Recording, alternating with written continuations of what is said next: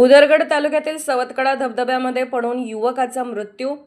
भुदरगड तालुक्यातील सवतकडा धबधबा येथे धबधबा पाहण्यास आलेल्या युसुफ मेहबूब शेख राहणार चंदगड तालुक्यातील तांबुळवाडी वय वर्ष 18 हा युवक आपल्या परिवारासह सवतकडा धबधबा पाहण्यासाठी आले होते। त्यावेळी सवतकडा धबधबा परिसरातील मंडपी कडा येथील धबधबेजवळ जात असताना त्यांचा पाण्यात पडल्याची दुर्दैवी घटना घडली।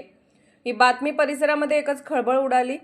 घटनेची माहिती मिळताच स्थानिक नागरिक व संबंधित यंत्रणांचे घटनास्थळी धाव घेत रात्रीच्या वेळी असल्याने शोध मोहिमेला अडथळा येत असल्याने सकाळी परत शोध मोहीम सुरू करण्यात आली। वन विभागाला दररोज मोठ्या प्रमाणात महसूल मिळत असल्याने सांगितले जाते।